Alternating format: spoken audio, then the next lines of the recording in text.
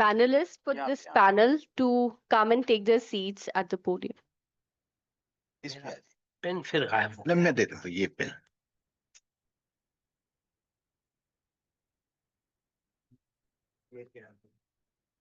Single yourself.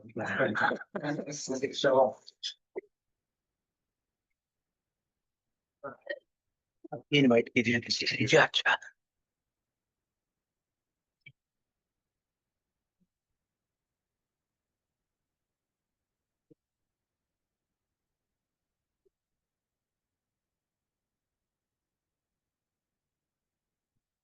Friends, good afternoon.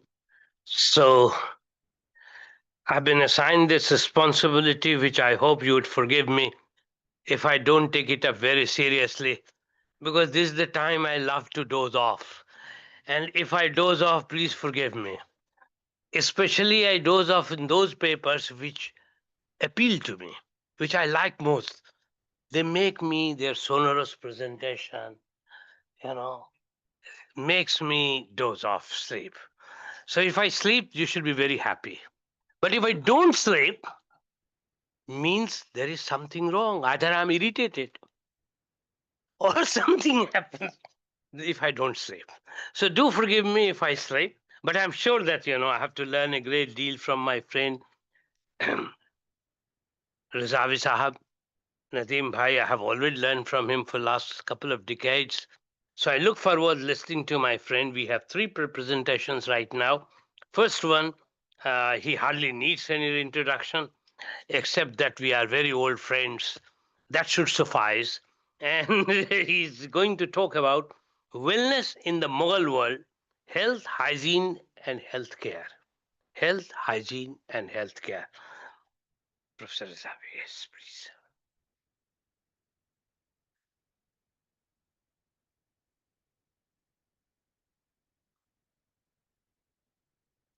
I can't afford to sleep in his chair. He will ban me.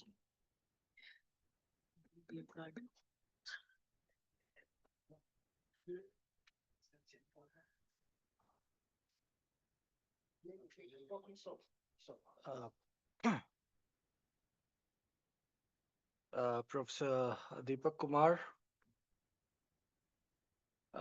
dear friends, before I make my presentation before you, I would like to thank the organizers, especially my friend Farhat Hassan and Mr. Mukhtar for having convinced me to be here before you. The morning session was actually an eye-opener for me. The way the team was introduced by Professor Guy, I'm forgetting his Geltner, Guy's Geltner, and of course my senior colleague and friend Deepak Kumar. Whatever Deepak Saab presented in his lecture makes my task easy. In fact, he went into the details of something on which I have worked and published myself along with him. In fact, one of my papers on medicine was published in a volume which was edited by Professor Deepak Kumar. My friend Professor Ishrat Alam Saab also has a paper in that which deals with, if I remember correctly, on smallpox. But then these are the papers where we tried to deal with organization of medical profession. I had written another paper which had been published in a volume of History of Science edited by Professor Harbans Mukhia. but that was on the techniques and practices of medicine under the Mughals.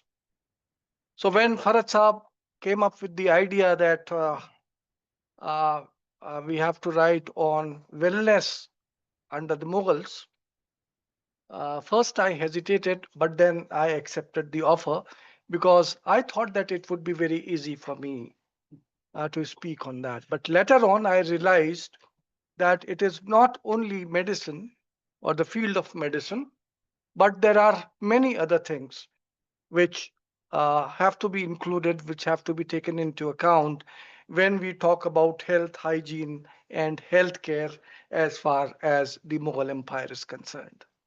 Very deliberately, I am saying that I am talking about the Mughal world, although the information which I have with me also pertains to Sultanate period. But because of the limitation of the study which I made, most of it is confined basically to the Mughals. Then I dared only to talk about the Mughals today. Although, let me assure you that if someone wants to have a look at this topic, I think now, after hearing you, that there is much information which one can collect or write upon as far as even the 12th century to 16th century is concerned. You know, uh, apart from medicine, I said that there are other aspects also. For example, the way the Mughals were building their towns, the planning of their town itself reflects, that they were also looking at the healthcare. Babar, in fact, when he comes here, he talks about that the entire environment of the area, built area, should also be his concern. How it should be organized, the layout of the gardens. In fact, uh, sir, if you go back to Temur himself, Temur did build, towns and palaces like, Samarkand. But in spite of that, he would be living in gardens outside his cities. And then if you read Babarnama, you also read about the fresh air and the freshness, the walks which they would be having, so on and so forth. I would also like to relate to you that one another aspect which is related to this, but everyone sees it in a different way, is the very peripatetic life of the Mughals. Always constantly on the move from one place to the other. I mean, in the morning there was a discussion about travel and how it changes one's perspective. That was something to which the Timurids were exposed to from the very beginning. Now, as I said, that if one looks, let me then briefly tell you something about medicine, although, I mean, there's hardly any point in discussing medicine further after Deepak Saab literally, I mean, gave a voluminous, overview of that field. Still, I would say that although Deepak Saab, perhaps because he was looking from the perspective of ancient India, did not find much distinction between preventive and curative medicine during that period. But as far as my limited knowledge goes, I'm no Hakim, I'm no student of Unani medicine, but because when I was working on the physicians of the Mughal period, I had to look at some information which is there for that. I may say, I may dare to say that as far as Unani medicine and healthcare is concerned, there is a distinction between preventive and curative, and both were taken care of as far as physicians and the tabibs of the Mughal period were concerned. They were looking at both the things together. In fact, at the moment, I don't remember. I think there is a person from Aligarh itself, from sitting here, who is an expert of Unani medicine. He might tell you that in Tabab, in Unani medicine, which was the basic form of medicine during the medieval period, both curative and preventive treatments were carried out simultaneously. Deepak Saab was also correct when he pointed out that as far as the medieval period in India is concerned, the status in the social hierarchy of the Hakims was quite high. I would just buttress what you say. I'll give an example that if you look at the position of the architects, which includes the position of the architect of the Taj itself, their names are not mentioned. Till date, we don't know who is the creator of the Taj. Definitely not Shah Jahan. We don't know. Only adjectives are used. But as far as physicians and tabibs and even veterinarians are concerned, their names are written down in the Persian sources very honorably. And almost we know the names of each and every one of them. In fact, if you look at the Ain-al of Abul Fazl, there is, when he lists the professionals who were there in Akbar's court, there is also a list of the physicians, which incidentally includes both the practitioners of Unani medicine as far as practitioners of the Ayurveda. The Veds are also mentioned therein. As has been pointed, that the both the systems, Ayurveda and Unani, simultaneously prevailed as far as 16th, 17th, 18th century India was concerned. We also know very well that Tibbe Unani had entered into the Indian subcontinent. Anyhow, it might have been earlier also, but we know definitely by 12th century, after the establishment of the Turkish rule in India, and both Unani and Ayurvedic were the indigenous systems later on in the south, as once again Deepak Saab pointed out, the Siddha form of medicine. All three systems were prevailing, but perhaps in the northern belt of the country, it was Unani as well as Ayurveda. A number of works have been done as far as the Unani medicine or the system of healthcare in India is concerned during the medieval period. I would like to point out that there is a work which was in the form of a catalog edited by 3 or 4 people: A. Rahman, Alvi Saab, M.A. Alvi, Mr. Khan Gauri, and Amurthy. All these 4 people have compiled a very, voluminous work which is known as Science and Technology in Medieval India, a bibliography of source materials in Sanskrit, Arabic, and Persian manuscripts. So if you go through this catalog, one comes to know what are those works which had been done earlier outside India, but were being copied by the Indians. How many of them were copied during the 13th century? Were once again, Ashareh was written on them and during the 13th, 14th, 15th, 16th century, and so on and so forth. So if one looks at it from the perspective of a historian, one would come to know that what are the major works or major things which are being studied again and again by the Indian physicians and doctors. And as I pointed out, that even material in Sanskrit, so works which are on Unani medicine are also discussed out there. And sometimes we also find that those works which are originally in Sanskrit were now also being translated into Persian.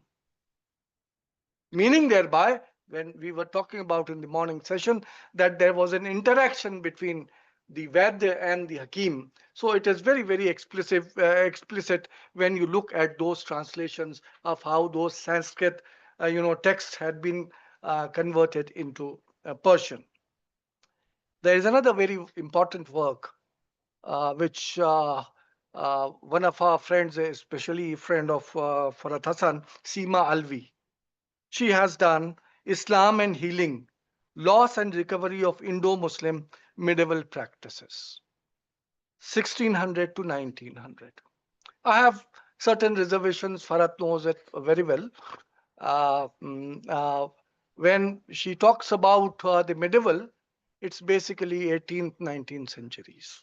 Very less material on the 16th, 17th century itself. Uh, Naturally, I would also like to inform, especially the youngsters sitting here, that there are a number of series of articles which, with my limited knowledge, I have tried to present. One of them, as I already pointed out, is included in Disease and Medicine. The other is in History of Technology in India, edited by Harvansh Mukhia. Then there are two other articles which deal with hospitals, which in one of the latest ones on hospitals has been published in People's History of India, volume edited by Professor Irfan Habib, in which I try to discuss how during the medieval period there were hospitals which were, some of them were actually sponsored by the state, but then there were also hospitals which were sponsored by members of the other communities, for example, the mercantile community, or hospitals which were actually dedicated to the poor, and being dedicated by the common people of that period. Father Montserrat, it is also a fact that most of the European travelers to India, again something which Deepak Saab pointed out, they are very negative as far as the Indian medical knowledge is concerned. But then, after criticizing the Indian medical knowledge, they are constrained to say that, according to them, unfortunately, the Indian diseases are cured only by the Indian doctors. We also come to know that there are a number of hospitals, especially in Gujarat region, which were established by the European factors themselves, Portuguese, Dutch, English, etc., etc. But apart from giving all the details of how these modern hospitals were working, they also point out that the general people prefer to go to the hospitals being run by the Mughal society itself. We have Father Montserrat, who was a Jesuit priest who visited the court of Akbar, pointing out that at Sirhind in Punjab, there was a medical college which was supplying doctors all over India. It was not only a hospital, but it was training these students to become physicians. But incidentally, we are also informed by Mullah Abdul Qadir Badayani, Mirate Ahmadi. There are a large number of other sources most of these Mughal sources inform us that basically for higher education, those who wanted to gain the knowledge of Tababat would go to Iran and Central Asia. They would be first trained there, and then they would come over to India where they would be recruited. There was a hospital which was sponsored by Shah Jahan himself. And then there are details which are there how appointments and various positions were filled by the state and how it was treating the poor people. Under Aurangzeb, the National Archives of India has a document which informs us that Aurangzeb gave grant to a physician for what? He was given a grant not because he asked for money. The grant was given because the emperor had come to know that this particular physician was treating the poor and indigent people of Delhi, and so the grant had been given to them. Ruqat Alamgiri also mentions government hospitals, Darus Shafa, in Aurangabad and at Surat. So, in a way, I'm just adding to what had been earlier talked about, that there is much information in which we can say that how health and hygiene was being organized on the basis of the knowledge of Unani medicine, how hospitals were coming up, how, in fact, even the veterinary hospitals were being established. Not only hospitals for the human beings, but there were also hospitals which were meant for the animals. One of them, incidentally, still survives in Delhi itself, in Daryaganj area. Now, apart from all this on medicine, we have something like hydraulics. You know, one of the things which is very necessary for, a healthy life is the supply of water. That pure and good water should be made available. Uh, Not only that, but to keep our body clean and free of, well, Deepak Saab said that there was no knowledge of Jarasim during that period.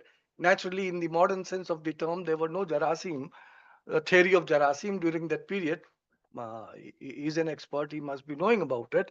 But I know one thing, that hammams which were being established during that period, one of the basic aims was that your body remains clean, and when it remains clean, you remain healthy. One of the basic aims of opening public baths, Turkish baths, hammam-e-Bukhari, in which arrangement was made for both hot and cold bath. We know that the regimen in the Unani medicine regarding how heat would clean you of all types of Jarasim. They were used as prevention and cure of several bodily ailments. The increase in seating via hot bath and applying light heat to body was believed to raise metabolism. Massage too was recommended, and it was practiced in these hammams. And there were three types of massages which were being done within these hammams. Soft for sedative purposes. They were being soft massage was being given as a relaxant. The second form of massage was dry and hard for enhancing blood supply to all parts of body.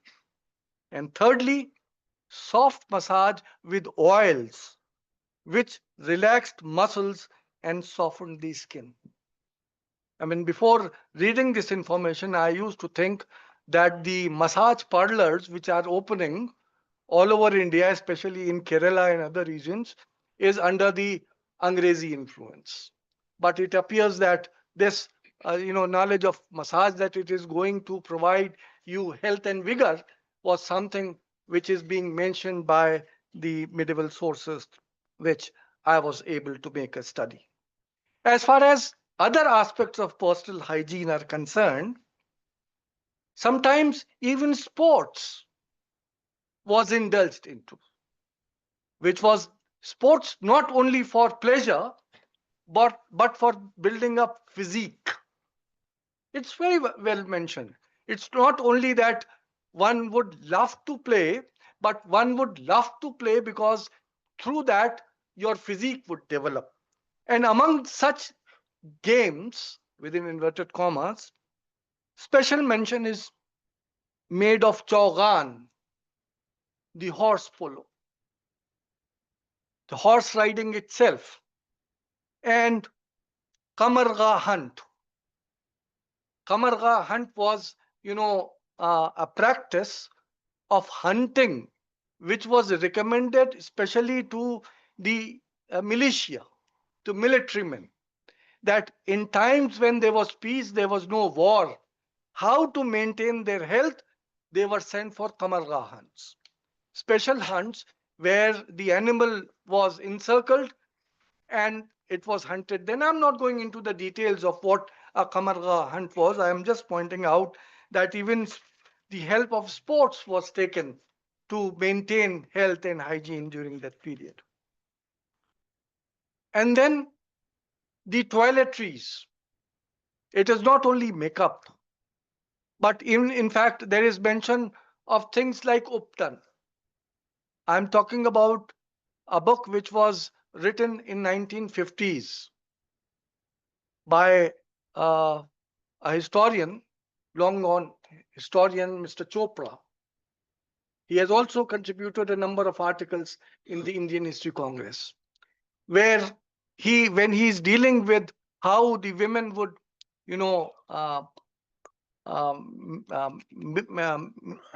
decorate themselves, there is also information that which type of solution would be good for their skin, how the natural glow would occur, so on and so forth. So I think that even that type of information is very important for us to take into account. People have worked on it, but from another aspect, and there is need for someone to look at it from the perspective of the topic of today. One other thing which I would like to point out, which unfortunately none of the Indian historians picks up, and these are the lavatories, the toilets, something so mundane that everyone has to make a morning visit. But this is something on which no one dares to take up the pen to write. It's only as far as the Roman toilets are concerned that some work has been done. Now, throughout, because I have worked on Fatehpur Sikri, so one thing which attracted me was that almost all those excavated nobles' houses, which I surveyed, and all the palatial complexes at Fatehpur Sikri had toilets attached within the house. But somehow, even today, if you visit Fatehpur Sikri, they remain invisible to your eyes, although they are very much there. Now, among them, I would point out that there were three types of toilets, although all type of toilets are squatting toilets, where you have not to sit as on a chair, but you have to squat. But then, not only the dry seat toilet, which some of you might be remembering from your old ancestral houses in your villages, where you just have, a small enclosure with kadamchas on which you sit, and from where the scavenger would come after some time and clean it, and before it is cleaned, it is full of smell and it's hard for anybody else to enter. But then during this period, what we do find is pit toilets, where the seat is at a raised level and below that is a pit where the refuse would fall, and all type of refuse would not be contaminating the very structure where you are sitting for it. A more developed form of that is the vault toilet, where there is actually an subterraneous underground chamber which has been built with an opening given towards the street outside. The seat is on the top. So when you use the toilet, the refuse collects within the underground chamber, and the sweepress or sweeper or whatever scavenger would be entering not through your house but from outside and would be cleaning it. In fact, even in those structures, ordinary residential structures which had kadamchas, one special provision which I observe, which is made for hygiene, is that the floor of such a toilet would not be, flat. It would be reclining concave like this, so that all the water and refuse which flows would go, and there would be a pit through which it would then be carried out. So even dry toilets with khadamchas had this reclining floors through which the water and other material could flow out of the house. The cities, streets, and public spaces were designed with sloping gradients to manage the flow of wastewater. Open drains covered with stone slabs were constructed to carry away sewage and wastewater, thus preventing stagnation and foul odors. The drainage system in historical towns was also very sophisticated in some of the cities which have been surveyed by the archaeologists and Indian historians. Coming to the last point which I would like to discuss here, everything cannot be discussed within the span of half an hour. I would also like to point out that hydraulics, which I had started with, mentioned earlier, hydraulics is nothing but how you manage water. We have water storage systems which are covered, which spaces where fresh water can be stored without getting contaminated. There were also underground water tanks known as birkas, and the water which would be collected there would not be open to the nature, and no form of contamination would be able to pollute it.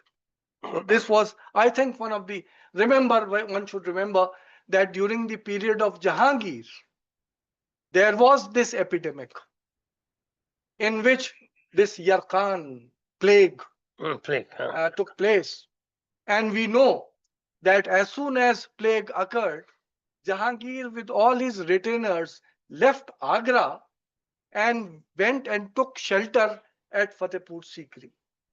And care was taken that no one from Agra would go there, and no one from Fatehpur Sikri would come to Agra until and unless it was announced by the physicians that now that Waba is over. So during such birkas, underground water tanks, would take care of what type of water you are drinking. Similarly, how to carry water from one place to another. There were ducts, aqueducts, and some of them were embedded within the span of the walls themselves.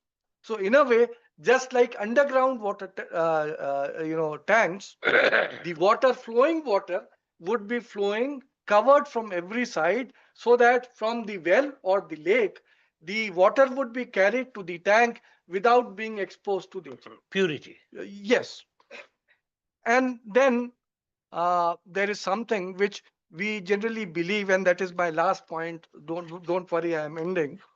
And that last thing is that generally we believe that Qanat and Karis, underground subterraneous channels carrying water uh, at long distances, is only something which is known in Central Asia or Iran. No, it was also practiced in India. It was not only practiced during the Sultanate period in Bijapur, Golconda, Bidar, Burhanpur, but also in the Mughal region of Aurangabad. Those, qanats, underground water channels, still survive.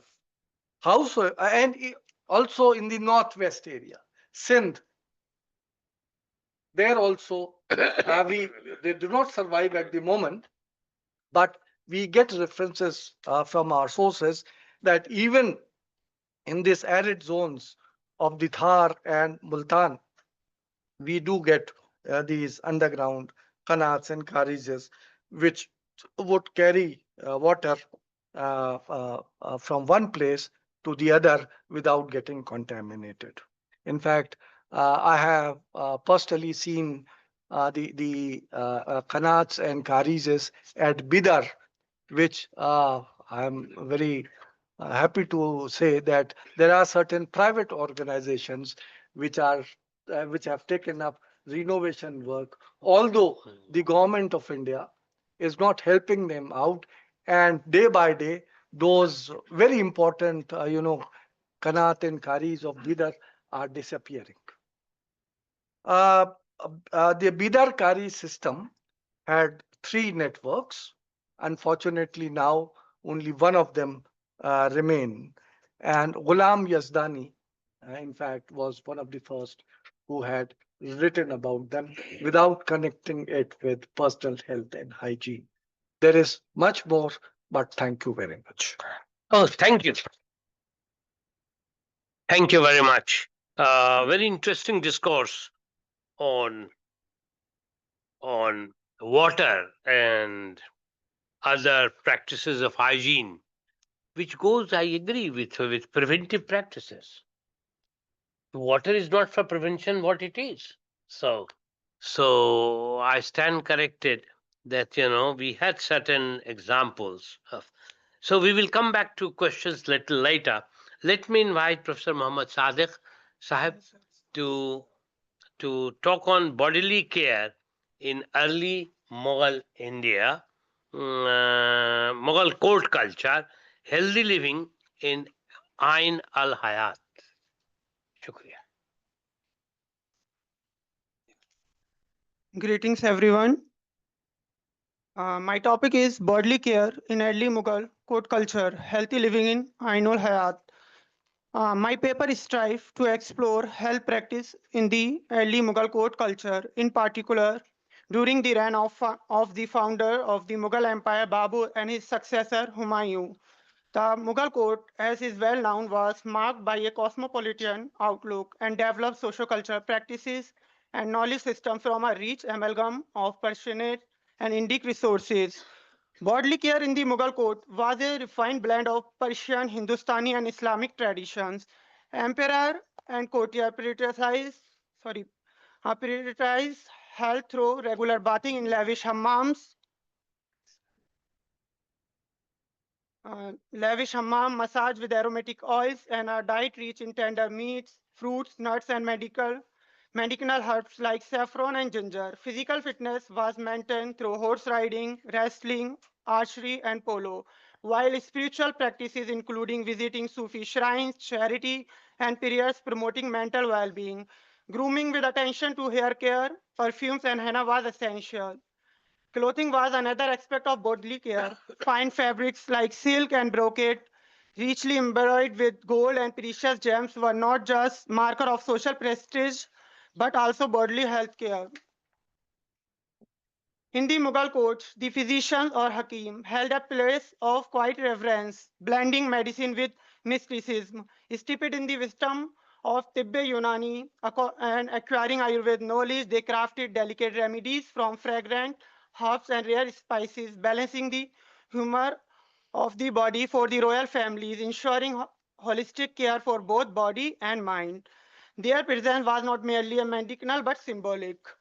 One of such Mughal physicians who practiced during the reign of Babur and Humayun, Muhammad bin Yusuf Harvi, originally a Persian physician who came to India from Herat along with Babur, compiled a comprehensive treatise in Arabic on healthy living, Ain-al Hayat, uh, integrating Greco-Arab medicine with spiritual and social dimensions. He wrote the book with the aim of ensuring that it would be beneficial to everyone, whether common folks or elites. Next slide. Harvey organized his work into three sections with an introduction listing all the sources he consulted, including medical texts such as Kanun of Ibn Sina, Al-Hawi of Razi, Muqtarat of Ibn Hubal, and ideas of renowned physicians and religious scholars like Hippocrates, Plato, Aristotle, Dioscorides, Refusers, Galen, Charrak, and Tabri, Samarkandi, Karsi, Jurjani, Prophet Muhammad, and others, along with his observation and inquiry. It is a scanned copy of Ain-al Hayat. Next slide. First page. Next slide. Next. Next. Next. The first section of the manuscript examined the mechanism of the human body and the core element of its functioning. Harvey stated that life is an attribute that requires senses and movement that are possible only through hararat garizi, the natural heat of the body, also called the innate heat. Innate heat powers the body of an organism in performing all physiological functions that are essential for survival, like absorption of nutrients, excretion of waste, and digestion. It is fueled by rutubate garizi, or the radical moisture that permeates the body from birth. As this moisture depletes with age, it leads to disease, weakness, and death. In other two sections, Harvey scores for preventive care for healthy living and positive outlook.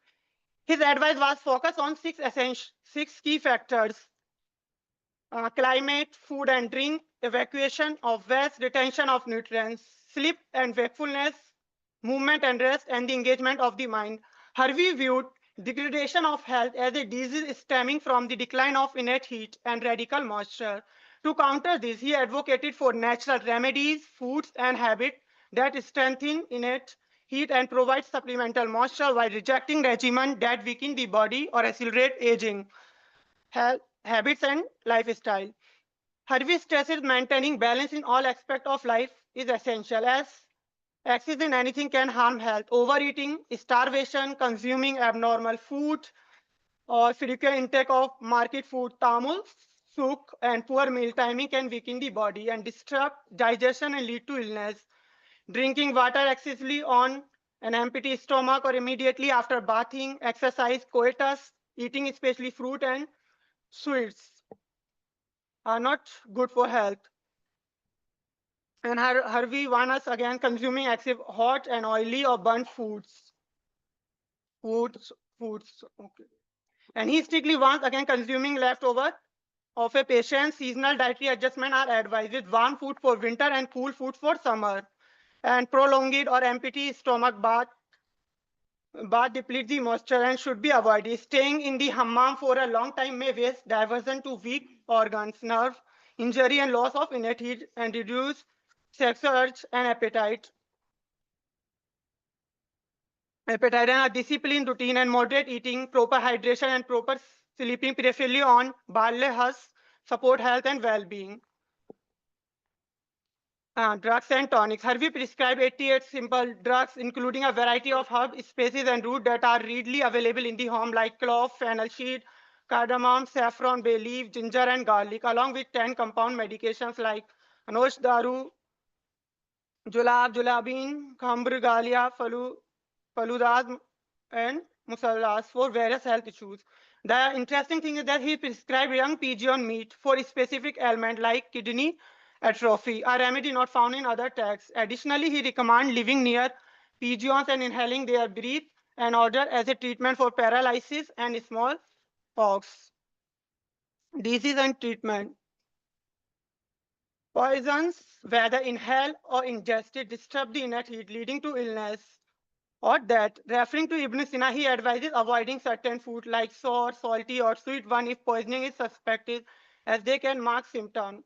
And moderate excretion through methods like vomiting, purging, bloodletting, and cupping can help remove excess waste and stimulate innate heat. However, excess deplete radical moisture, and retention of essential nutrients is vital, but retaining waste material like urine or bile can also diminish innate heat. Yes, and social connectivity and spiritual treatment. He also advocates for meaningful relationship, social engagement, and a positive outlook to promote emotional well-being. Maintaining family ties, sustains vitality, while disconnection weaken the body. Good etiquette, gratitude, and association with virtuous individual foster blessing. Charity dispel misfortune and attract divine favor. Justice and fairness ensure righteousness and extended lifespan. Other practices like praying for peace, greeting others with peace, making supplication, memorizing the Quran, performing ablution with care, and reciting certain Quranic verses, also believed to bring longevity and divine favor. Next, he also talked about the mental health and well-being. Emotions like grief and worry are seen as harmful and weakening innate heat and causing physical and mental decay, with grief being particularly damaging due to its immediate and irreversible effect. Other negative emotions such as fear, sadness, anger, and anxiety and jealousy also disturb the balance of the body. Conversely, moderate happiness, generosity, contentment, and listening to pleasant sounds are believed to restore vitality. Conditions like greed, miserliness, and excessive concern with worldly matter lead to emotional distress and physical deterioration. Ultimately, Harvey emphasized the profound connection between the mind and body and highlighting how emotional health directly influences physical well-being, advocating for emotional balance and detachment from harmful state to mental health. Physical exertion and rest. Physical activities such as massage, bulk, particularly by a beloved, improve digestion, dissolve blockage, and induce sleep and elong- elongates short organs. Moderate exercise boosts vitality, strengthening muscles. While travel alleviate grief, refresh the mind, and foster well-being. Meditation and silence preserve health. And proper sleep, especially lying on the left side, support digestion and rejuvenate innate heat, while excess sleep, awakening, disrupt health. Holding breath moderately enhance vitality, skin color, and longevity. Recreational activities like playing chess, flying pigeons, horse riding, hunting, listening to music stimulate innate heat and benefiting mental and physical health. And next. Sexual lifestyle, coitus, when practiced in moderation, reinvigorate innate heat and aid digestion and alleviate stress and certain ailments like testicular swelling and excess harm vitality, affect the bodily functions, can lead to premature aging and reduce mental clarity. With references of other physicians, Harvey mentioned that ideal frequency varies by age from 2 to 3 times a day in a youth to once or twice annually after 80, concerning stamina and health. By and large, copulation is advised to be done twice a week during youth. Adultery, sodomy, fornication, masturbation, and coitus with old or strange women or during unsuitable conditions like bathing, urge for urination, hunger and thirst, or illness are particularly detrimental, leading to physical and moral decline. Foreplay, like touching the vulva with feet, massage, or buttocks, was considered favorable, while afterplay and inanimate acts, foods are recommended over drugs to strengthen libido. Next, food and drinks. Harvey emphasizes a diet rich in whole foods to support digestion and immunity. And the vitals describing the Ainul Hayat submerged as grain and legumes. Next. Rice is valued for its astringency and warming effect. It increasing the formation of fatty tissues in the body, help in passing flatulence and enhance lucid dream. Indian physician approve it as the core of meals due to its incredible properties. Harvey recommended chickpeas for enhancing the innate heat, reducing swelling of gums and testes. Oil and liquids. Olive and its oil, strengthening hair and stomach, prevent cavities, treat skin and heal blister and gum issues, and alleviates scorpion sting. Its leaf treat eczema and dirty ulcer. Sprinkling cold water on the face, especially when mixed with vinegar or rose water, cure the syncope. And rose water strengthening vital organs. Next, poultry, dairy product, and other living creatures. Silk exhilarates the body, strengthening the heart, and is antimony, sharpening the vision. Silk fabric, especially cutting into pieces, preserve health. It is peculiar that new silk kills lices while old one produce it. Snack meat is believed to prolong life, preserve youth, and improve vision. Eggs, particularly the half-fried or are cardiotonic, enhance blood production, are effective for cough and sore throat and shortness of breath. Egg and honey improve vision and serve as the laxative and an appetizer. And linking honey is beneficial for dog bite. Fresh milk, especially cows, is highly nutritious, act as a fattening agent and creates salmon and delays aging and improve memory and treat ulcer and chronic ailment. Venison help with stroke recovery. And meat soup, especially from young sheep or goats, strengthening the heart and promote vitality by facilitating digestion and strengthening organs. Fruit and nuts, dates, unripe, restore the color of the skin. Fresh date, rutab, enhance the blood production, increase salmon volume, and have fattening properties. Figs aid in digestion, muscle growth, and respiratory health. Apples, pomegranate, strengthening the heart and are specific to body organs. And pomegranate juice stop bilious vomiting, while apple neutralize poison. Pistachios clear viscous humor and its oil remove smallpox and eczema scar. Almonds are associated with brain health and they induce sleep. And pears stabilize the pneumonia and strengthen the stomach. Wine and wines. Next. Wine, especially grape wine, is considered the best of intoxicating drinks, increasing the innate heat and stimulating the body and soul. While it has physical and psychological benefits such as enhancing vitality, providing pleasure, excessive consumption is harmful and prohibited in Islam. Moderate consumption can lead to enjoyment, but overindulgence causes serious health issues like heart disease, tuberculosis, and even death. And betel leaf tambul is known for its ability to strengthen the innate heat, improve oral hygiene, stimulate appetite, enhance digestion. It is commonly used in Indian culture, often after meals as an alternative to wine. Precious stone and metal. Harvey bridges ancient Greek philosophies with Islamic and Persian medical tradition, highlighting the medicinal properties of precious gems and metal. They were used as remedies, amulets, and talismans.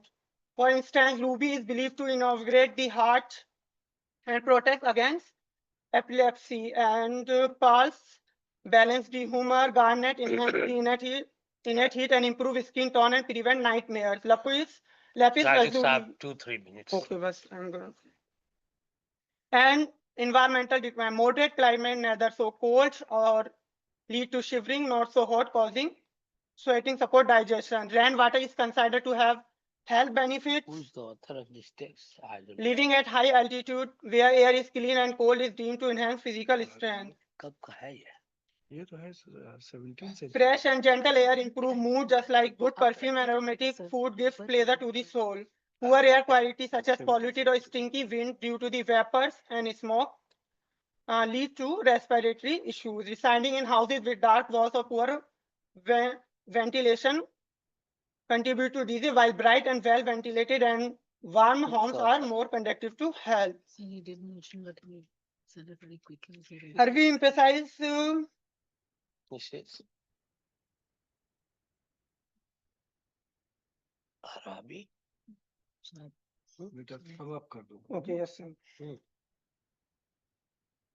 To sum up, Harvey adopts a holistic and integrative approach to health, emphasizing the well-being extent beyond the mere absence of disease. It encourages individuals to actively maintain their well-being through a healthy lifestyle, including physical care, herbal remedies, personal discipline, social harmony, spiritual engagement, and moderate physical activity, nutritious diet, and adequate rest. The core advice of Harvey is that individuals must take responsibility for their own well-being by adopting a lifestyle that nurtures both body and mind.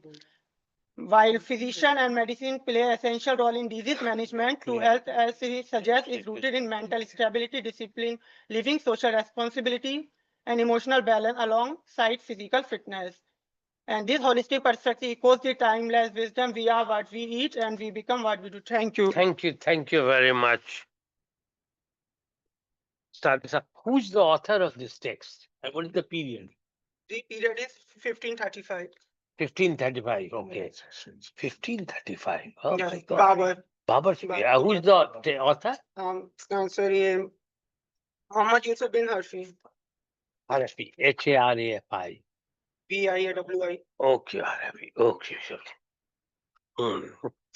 Thank you very much. We will get back to you a little later. May I invite Dr. Shivangini Tandon and Ramsha Fatima ji to present on preventive practices in the aristocratic Mughal households, 17th and 18th centuries, covering 2 centuries. So, Fatima will present. हाँ? हाँ हाँ हाँ यहीं से करें हाँ बिल्कुल बिल्कुल Thank you so much, Professor Kumar, and a very good afternoon to all of you. And at the outset, let me thank the organizers of this fantastic conference for giving us this opportunity to present our paper before a fantastic audience. At the outset, also, let me tell you that this is just a work in progress. We have recently started working on health and looking at possible sources. And it is indeed a great honor and privilege for me and also for my student Ramsha to be sharing the dais with senior colleagues like Professor Rezavi and Professor Kumar, whose works have been a major inspiration for this work. And also, I would like to thank Professor Rezavi that apart from a wonderful paper, he's also sort of contextualized our paper, so making our job, little easier. So, of course, as Deepak sir said, we'll be talking about preventative practices in the aristocratic Mughal households, 17th to 18th centuries, roughly. So, the Mughal perception of healing and preventative care incorporated both the local or the indigenous as well as Persian traditions of knowledge and practices within its framework. The health related anxieties, it seems, led to a pluralistic approach in medicine, leading to an interaction among practices from both the Ayurvedic and the Greco-Arabic traditions, along with a selective engagement with European medical knowledge as well.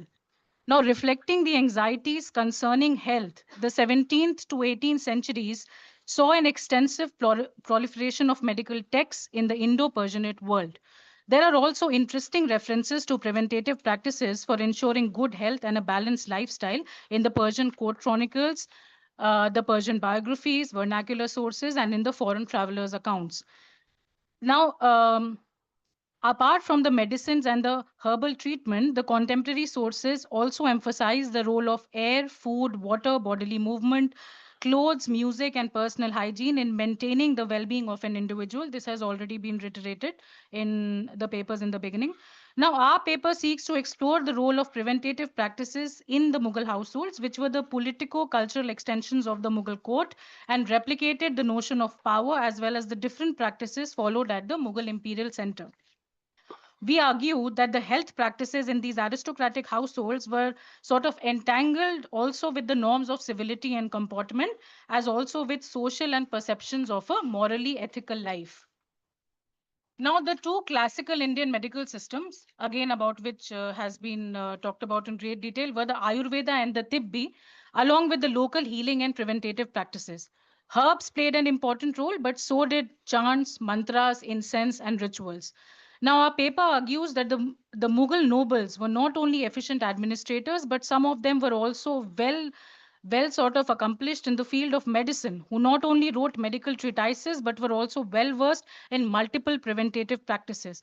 For instance, the largest Persian medical manuscript composed in India during the 17th century was by an aristocrat, Nur al-Din Shirazi, who served as a noble in the court of Shah Jahan, and his work is titled as the Ilajate Dara Shikohi. So this was a 17th century medical treatise. Now, a second medical text which was written during the reign of King Aurangzeb is the Tibb-e-Akbari by Hakim Muhammad Arzani, which mentions that the preservation of health depends on six essential factors called the Asbab-e Sitta Zaruriya. This was something that Mukhtar also mentioned in the morning, which were basically the six necessary principles, which mainly includes air or hawa, food and drink, makul o mashroob, movement and rest, harkat wa sukune badani, sleep and wakefulness, nom e yaksa, retention and evacuation, and mental and emotional state, harkat wa sukune nafsani. Now, this particular text, that is Tibbe Akbari, also incorporated the Unani concept of Hifz-e-Sehat, or the preservation of health, which basically refers to the maintenance of a well-being of an individual through a balanced lifestyle. Now, this concept stresses the careful regulation of diet, exercise, and sleep, and any disturbance in the above mentioned balance could lead to changes in the body odor, sleep pattern, and even the facial color, which was again a sign of any forthcoming illness or the deficiency of certain vitamins in the body. Now, after reading about all this or hearing about all this, one fact that it highlights is that a healthy mind and body was considered to be crucial for the complete well-being of an individual, and this was an age-old tradition.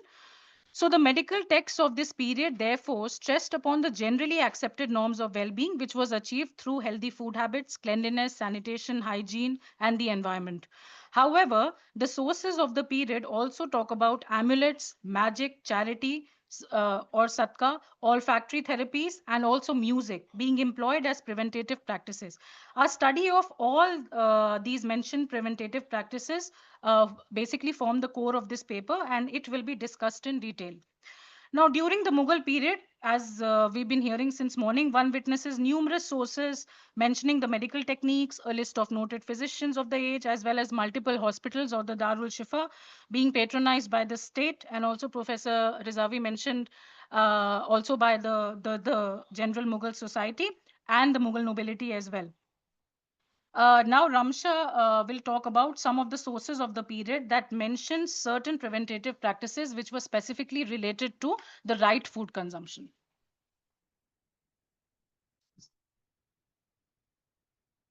So, the preventative practices relating to food consumption. A comprehensive account of which food to consume and when can be found in the 18th century medical compendium Tibbe Akbari, which covers the symptoms and treatments of diseases specific to particular parts as well as general diseases. It was written by Muhammad Akbar Arzani, an influential Mughal physician famous throughout Iran and South Asia. The Akbari highlights that the food should be clean, fresh, and suitable to one's temperament or mizaj. It should be consumed at the appropriate time and in right quantity. For instance, those with a warm temperament, recognized through a strong pulse, reddish complexion, and a body condition, should avoid warm foods. Similarly, people of cold temperament should not indulge in eating cold foods too much. This balance of the temperament, maintains Tibbe Akbari, is extremely important not only in preserving one's health but also in aiding in quick recovery from diseases. This balance can be maintained as mentioned above, essentially by following the preventative practices relating to food. Abdul Qadir Badayuni, a noble of Akbar's court, in his work Muntakhabut Tawarikh, too expresses his views on health, emphasizing moderation of tongue as a means to avoid diseases. Moreover, upon the death of Muhammad Yusuf, who was the son of Aska Khan, and Jiji Anaga, the wet nurse of Akbar, Badayuni writes the following. And three things that are fatal to men, he writes, and bring the healthy to sickness: continual indulgence in wine and women, and the cramming of food upon food. The descriptions from the above two texts highlights the significance attributed to eating the right kind of food and in moderation in order to ensure a healthy and a disease-free body. This anxiety about a proper diet, healthy body, and a balanced lifestyle continues during the period of Emperor Jahangir. For instance, Jahangir was himself very fond of wine, but when his son Khurram became old enough to consume it, Jahangir made him aware of the negative repercussions of wine consumption if not consumed with a limit. Even the travelers who visited India between the 17th to 18th century have extensively written on the necessity to adopt good food habits to remain healthy. For instance, in the mid 17th century, during the reigns of Jahangir and Shah Jahan, a traveler named Sebastian Manrique, a Portuguese Augustine missionary and a traveler who visited India and wrote about the various foods prepared in the Mughal households. In his work, he described dishes that were easy to digest and were often given to sick people. For example, he writes about khichdi being made of rice mixed with lentils and even about moong or the green gram, both of which were lighter on the stomach and easily digestible. He also mentions how every day the physicians used to prepare an elaborate menu for the emperor and the nobility and the households of the aristocrats so that no important ingredient beneficial for their health is left out. This account by a foreign traveler, as well as other accounts that will follow in this paper, highlight the significance, the royalty, the nobility, as well as the commoners attributed to their overall health and well being. Given the fact that these foreigners collected material from for their accounts from bazaars or other public spaces, it goes on to show that how successfully these preventative practices had become a part of popular consciousness or of everyday communication. In addition to these healthy dietary habits, avoiding laziness and prolonged inactivity was considered essential as such behavior could lead to fat accumulation.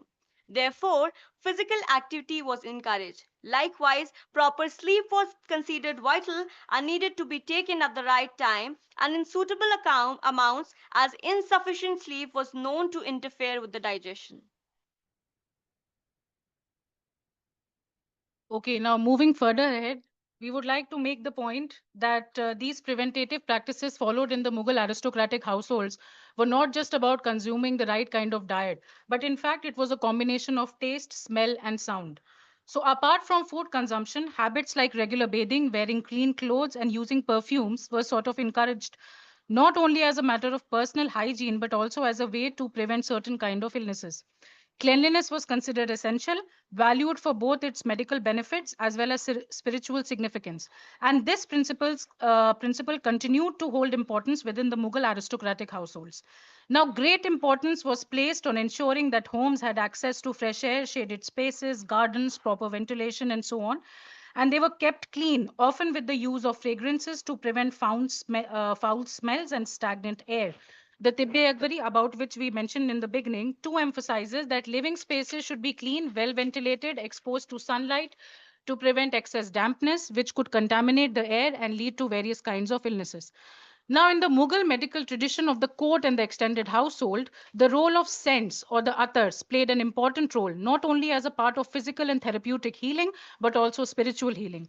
It was believed that good fragrances were essential to lift the soul or the ruh and help in overall maintenance of the body's humoral balance. We have references in the Tuzuki Jahangiri where Jahangir mentions that people who inhaled bad air were extremely weak hearted, feeble minded, and suffered from various kinds of illnesses. He also mentions that whenever he was suffering from headaches, he used to apply sandalwood or chandan on his forehead so that it could give him relief with its coolness and profound smell. One also has references from a 17th century text, Bayaze Khushbui, which was written in the later part of Shah Jahan's reign, which is a manual on the making of scents, perfumes, and attar, and how these were important not only for use in the court by the emperor and the begums, but also in the households of the aristocrats. One also finds references to the daily usage of these perfumes and fragrances by the Mughal nobility, not only for their personal use, like during bathing, putting it on clothes, but also in their household through the sprinkling of rose water and incense burners like oud and loban, both for beauty and health.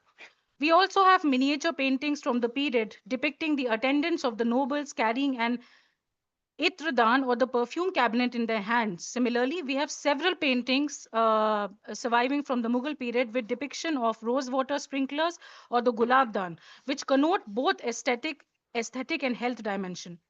Now, Sheikh Farid Bhakkari, who was the author of Zakiratul Khwanin, that is a 17th century Persian biography of the Mughal nobles, mentions that a high Mughal noble during the Mughal period, Zain Khan Koka, whenever he used to have large scale gatherings at his house, he used to make these elaborate preparations, um, not only during hosting parties but on a daily basis. And in that, Bhakkari writes, and I quote, tanks were filled with rose water. Preparations of a syrup of milk mixed with sugar blended with yes roses were served to the guests, and the entire sitting space was sprinkled with rose water. So this is from Bhakkari's Zakiratul Khwanin. Now, almost all the nobles observed these practices within their households during the Mughal period. Again, music was also treated as one of the very significant aspect in maintaining mental tranquility, a healthy mind and body. Meditation, poetry, and music were all sort of employed as therapies, being directly tied to disease prevention and an emotional well-being. Now, again, a Mughal noble, fairly popular, Shahnawaz Khan, who's the author of a Persian biography, Masirul Umra, written in the 18th century. He had a special liking for music, and he frequently arranged for musical gatherings where a large number of kalavans and players of rubab and veena, of course, I know these are musical instruments, would come to display their skills at his house. He was of the view that music would calm one's senses and therefore ensure that the body mind equilibrium would be maintained, ensuring good health. So, another 18th century text titled Murakka-e Delhi, written by Dargah Khuli Khan, this text reiterates the same point, and I quote, music seems to have been the most popular and pervasive form of entertainment practiced in all walks of life. It was patronized in the imperial court, in the establishments of the nobility, in the khankas of the Sufis, in the house of musicians and dancers on the streets and common places. Music calmed the senses and generated a pleasing aura, end quote. Now, Khan Zaman Mukarrab Khan, who was a commander in the Deccan during the reign of King Aurangzeb, also had fairy faced songsters and attractive musicians in his house. Another example is of a noble called Azam Khan, who was the chief noble of the empire during the period of Muhammad Shah. He had a perfect command of music and ragas and was even praised by the Hindustani musicians. He used to frequently organize the Sama Mehfils at his place. Music, therefore, had a profound impact on the mind and was considered to be a supportive therapy to fight any kind of emotional stress, sadness, or insomnia. The preventative health practices in the Mughal aristocratic households, therefore, went beyond the mere following of a dietary regimen and incorporated a complete olfactory as well as a sensorial experience as well. Therefore, it becomes clear that health in the 17th and 18th centuries was not just a matter of personal well being, but also a reflection of aristocratic norms and values, highlighting the importance of a healthy body and balanced lifestyle through a combination of right food, music, and right smells.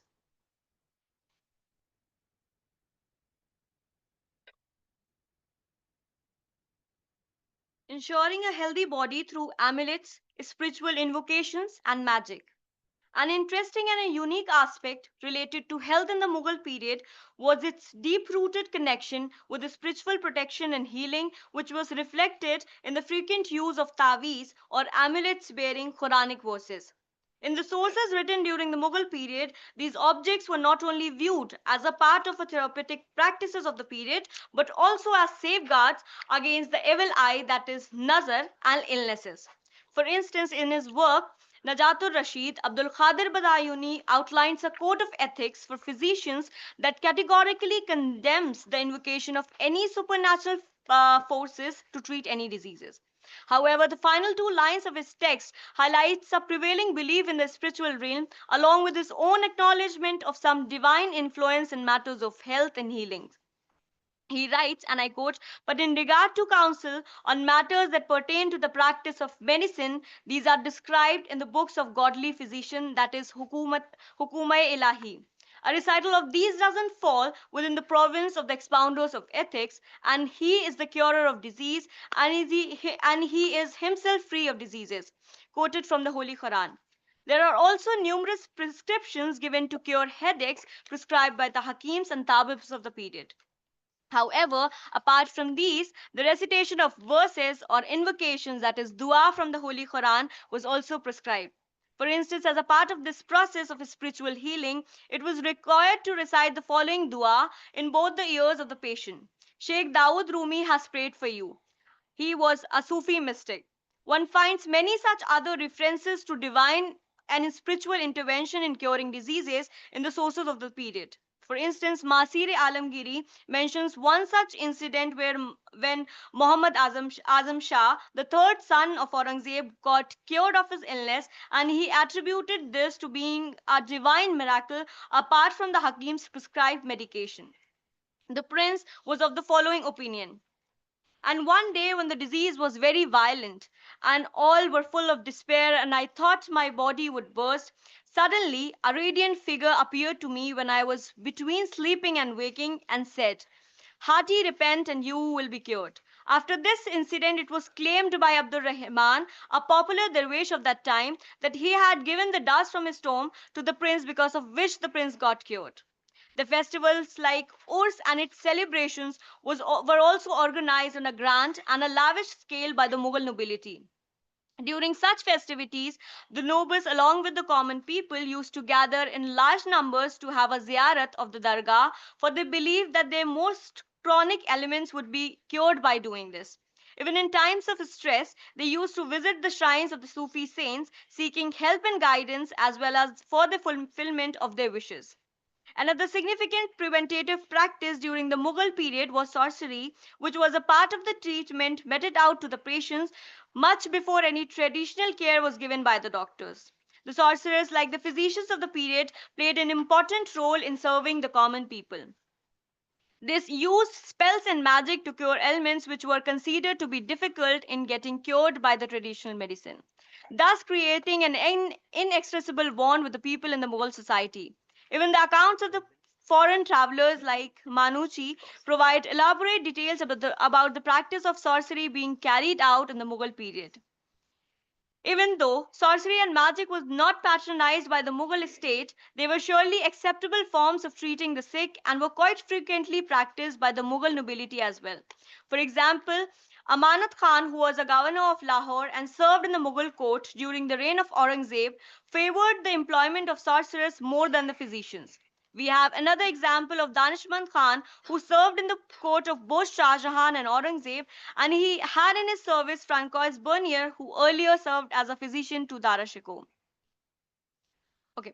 Therefore, the above preventative practices relating to amulets, spiritual invocations, and magic reflect the entangled relations between space, sacredness, spiritual beliefs, and the body. And in drawing out their interconnections, this paper has attempted to create institutional elements of an embodied corporeal faith, pilgrimage centers, or ceremonies, and norms of bodily discipline as well as well being. Okay, so the last preventative practice that we would like to share with you was the charity or the sadka as a means to achieve a healthy body. Now, sadka, as we all know, can be defined as a voluntary practice of giving alms motivated by the belief that the charitable acts of individuals would save them from future adversaries or any diseases. One finds numerous examples of this practice of charity and sadka both inside the court and the extended aristocratic Mughal households. For instance, Jahangir in his memoirs writes that when his son Khurram was ill, the emperor ordered that he should be weighed according to the prescribed rule against gold, silver, and other precious metals, which later should be distributed among the fakirs and the poor. This practice was sort of undertaking due to the belief that the blessings of the needy and the poor will ensure one's well being or completely cure the sick. We also have references in the Padshahnama that when Shah Jahan fell sick, Asaf Khan and other nobles of the court distributed alms to the poor for his quick recovery. So we have many such accounts. There was this English chaplain, Edward Terry. So he also records that on Jahangir's birthday, he was made to sit on the weighing balance and then he was weighed against gold and silver, which were later distributed among the poor and the needy in order to, ensure a healthy body for him. Now, apart from the royalty of the period, such acts of charity were also performed by the Mughal aristocratic class, not only as public welfare measures, but also as a way to preserve one's good health and balanced lifestyle. Charity was a regular feature of the management of these aristocrats' households, and resource dispensation went hand in hand with the appropriation of resources and labor in these households. It also created enduring relations between the elites and the marginalized groups.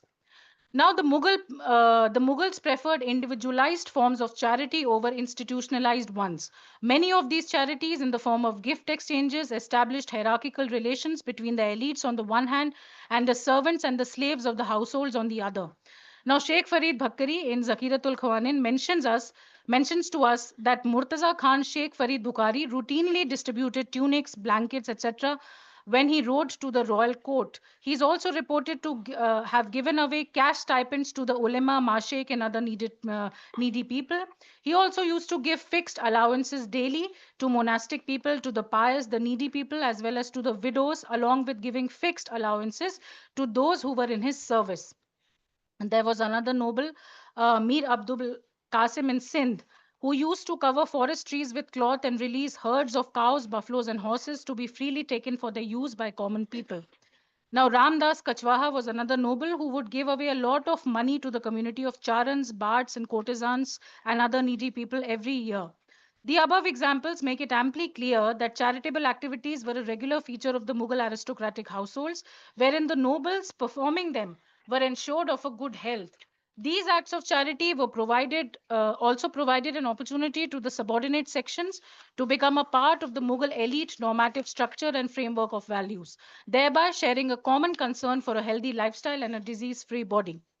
Now, to conclude, our paper has made an effort to explore the perception of healing and preventative care in the South Asian courtly spaces, focusing on the Mughal court during the 17th, 18th centuries. In doing so, our paper has focused on the aristocratic households in particular, those among them that were associated with the Mughal imperial households.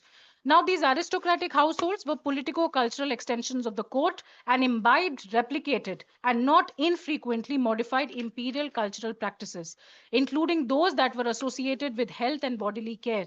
This paper, I hope, has also highlighted the constant conversation between the court and the wider society regarding health and medicinal practices during the Mughal court. In the 17th and 18th centuries, many works dealing with health and medicine were written, both in Persian as well as in other indigenous languages, along with in multiple foreign travelers' accounts too. These texts have been explored by historians to understand the healing practices in the Mughal period. But discussions on medicine also include discussions on the role of air, food, water, bodily movement, clothes, music, and personal hygiene and bodily well being, as has been made clear throughout this paper. Therefore, uh, apart from these medical texts, an effort has also been made to look at the evidence found in biographical compendium or taskiras, court chronicles, foreign travelers' accounts, etc. The main focus of this paper has been to analyze these texts not only to examine the preventative practices, but also to understand the cultural synthesis in medical knowledge between indigenous and Persian system of medicine. We've also made an attempt to look at the religious connotations underlying practices of health and medicine in Mughal India and the significance of magic, spells, amulets, and duas in shaping perceptions of health and well-being. Thank you so much. Thank you very much. So now you have before you all the three papers. Uh, before I open it for the discussion, we have plenty of time, about 40, 35 minutes or so.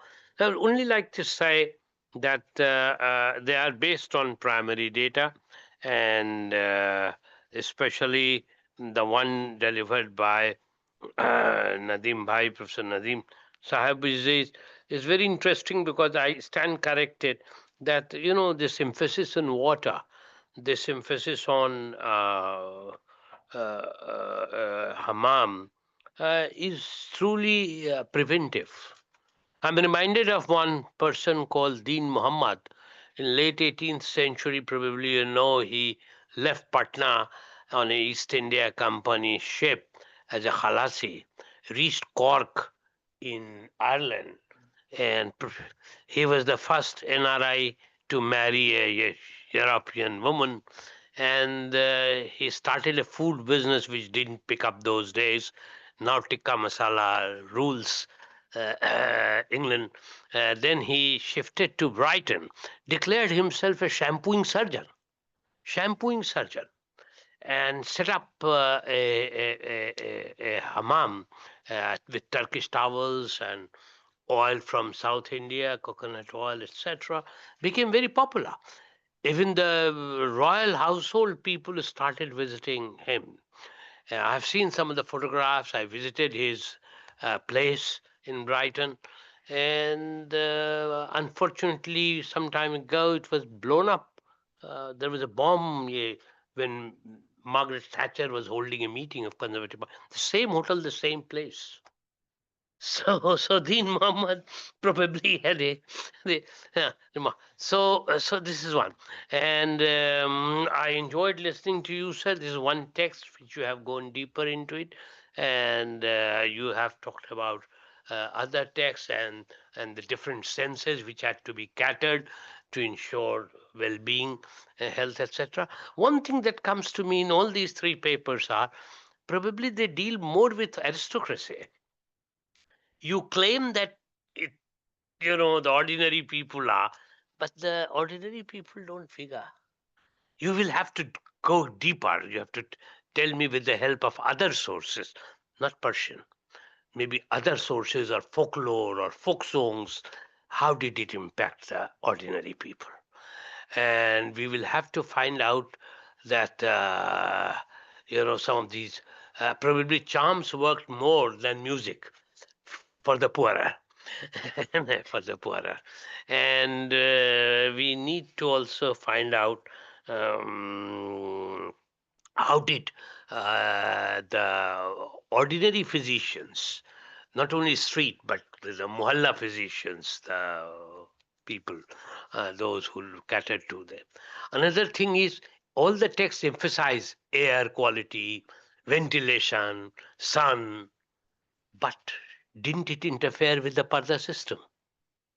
Because later in the 19th century, the Europeans, the first thing which they talk about is that the prevalence of tuberculosis and lots of other kinds of maladies are because most of the houses, including the Hindu as well as Muslim houses, the woman Janana is secluded.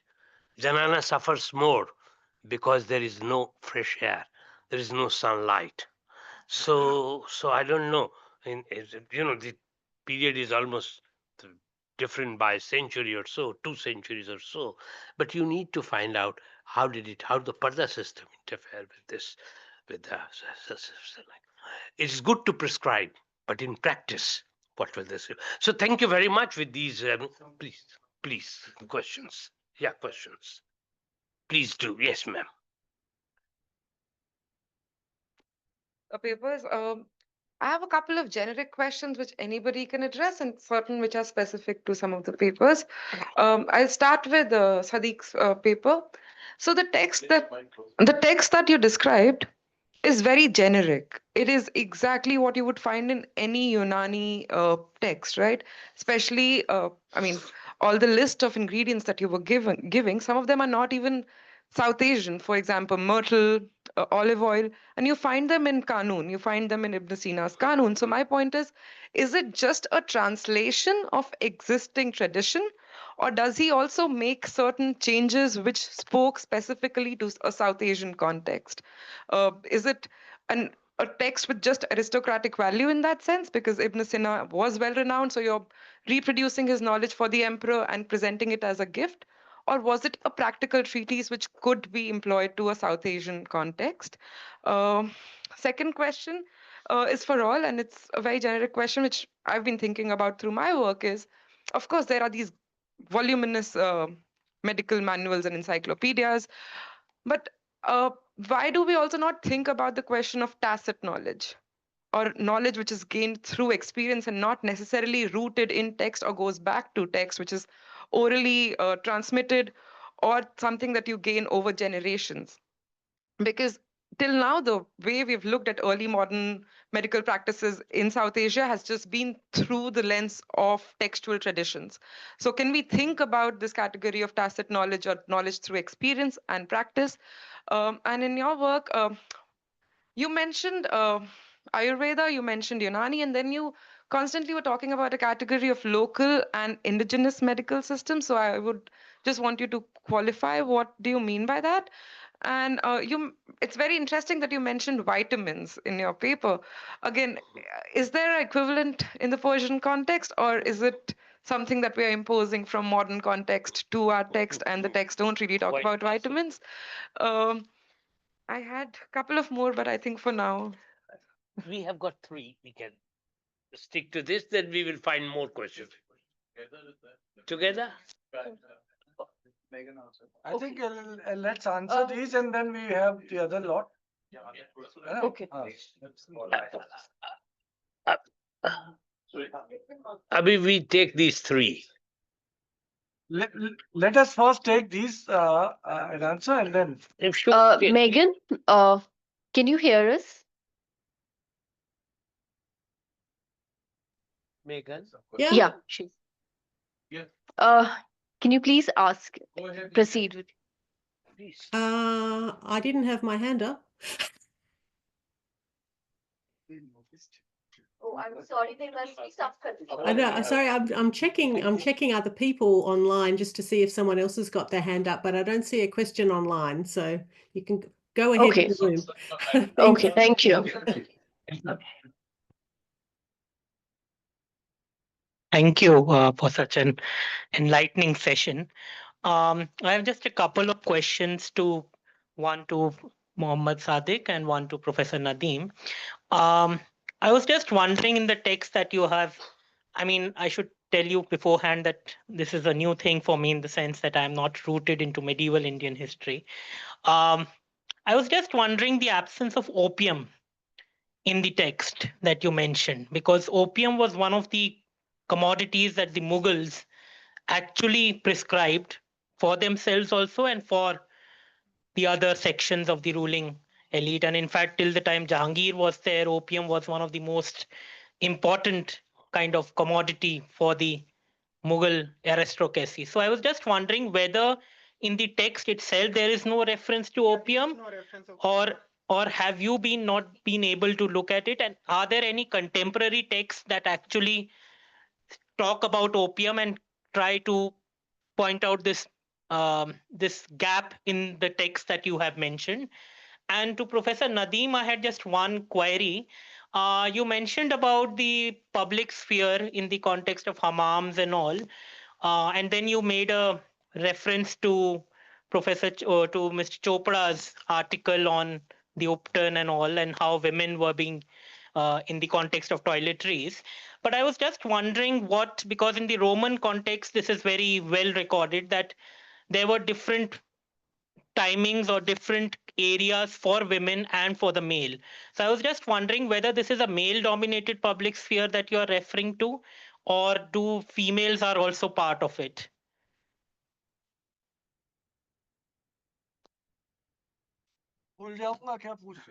No, there's nothing there. I just wanted to congratulate you, Nadeem sir, for your excellent presentation.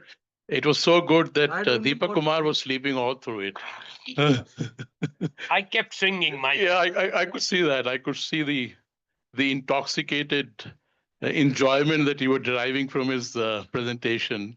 Lovely. But on a more serious note, yeah, I think it's an important to look at the role of water as a preventative issue in Mughal India. But I was wondering if the healing qualities of water uh, depends on the type of water as well, so that certain rivers may have different qualities to them, certain lakes, certain waters, certain waters that had been that underwent ritual purity through recitation from the Quran would have very different qualities attached to them. So that I thought the issue of the medical health qualities of water needs to be tempered with the issue of different types of water that you have.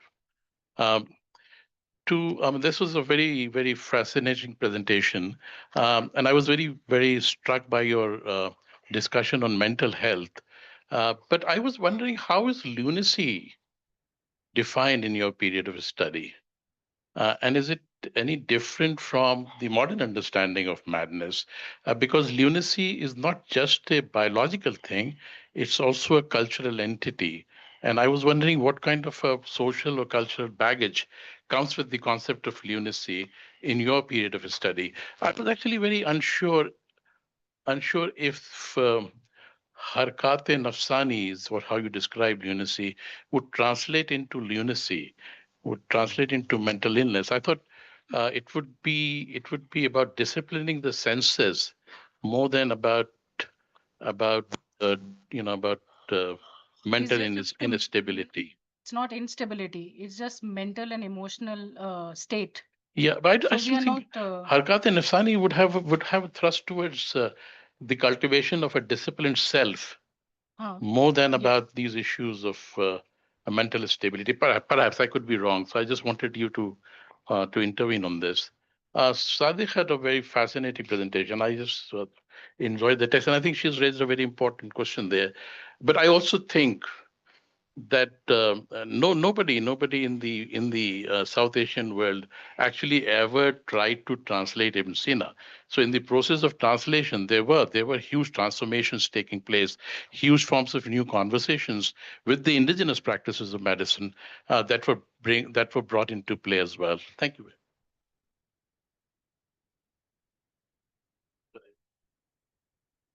Sadiq साहब कुछ कहना चाहेंगे आप? ये रहा ये सीधा।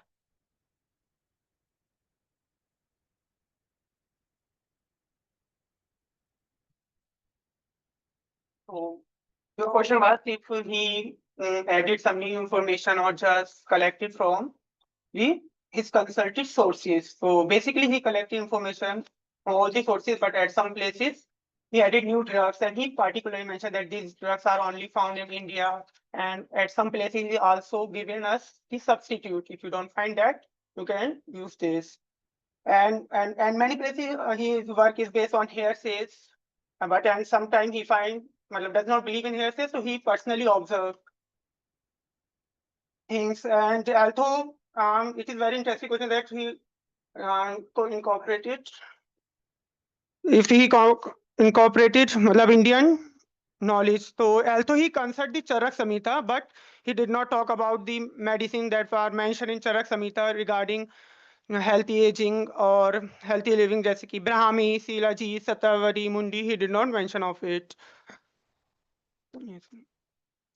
Okay, and about your questions, Harvey did not talk about the opium, but in the later centuries of the medical manuscript like by Nuruddin Sirajis and others, we find the references of opium.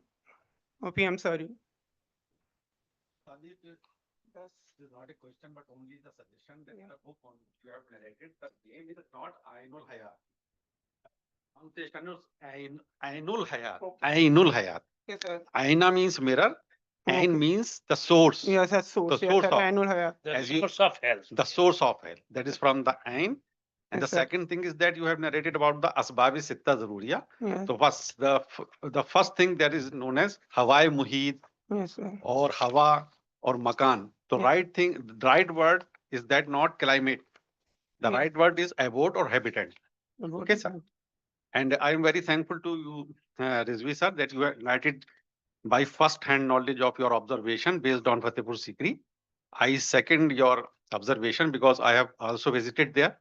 And as well as the water and its varieties are concerned, so before the man was able to see the germs and pollution and non-pollution, the qualities of water was estimated on behalf of the source, order, color, consistency, and the speed. And you both, your paper is very fine, but I would like to suggest that you have to work on your pronunciation. Okay, there are many words which by pronunciation the meanings will definitely make different. One place you said that atar, but the second place you pronounce itardan, Itr. and the right word is itr. Itr. That the book name is Muntakhabut Tawarikh. Okay, very fine. Thank you. Well, I would start by saying that I'll start with Farad Saab. Yes, the source of water and the quality of water was also taken into account. I mean, we do find references that this is Abe Jun, this is Abe Gang. Uh, we also get to know that sacred water is to be used for the kitchen. The tank. I'm sorry, most of my answers would be from Fatehpur Sikri. There are a number of tanks which are there, which supply water to the palatial complex. But the tank which supplies water to the kitchen is Hauze Shirin. And we are also told that in that Hauze Shirin, because this water is being used for the kitchen, Ganga Jal would be mixed into that. And that water would not be used for any other purpose. This water, sacred water, would also be carried during the time that the emperor would be traveling and would be used for certain occasions, on certain occasions. So yes, there are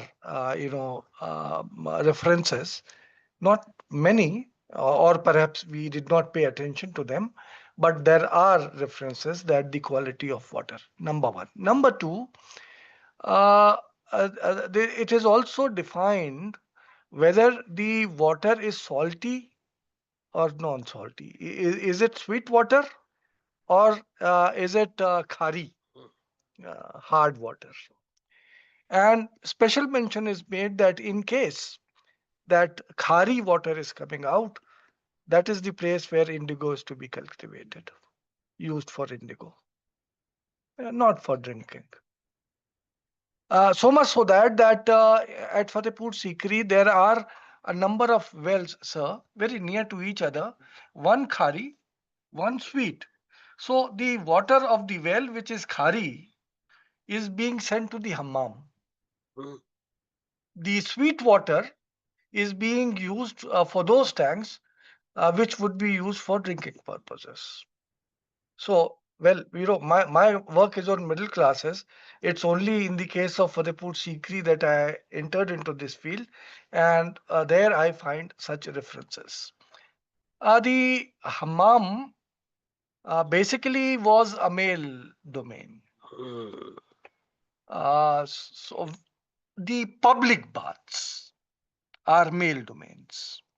My young colleague and my research student Lubna, sitting out there, who has worked on uh, public works, is saying no, it is not so. So she will perhaps, uh, you know, even in pub, but they are ba- basically for males.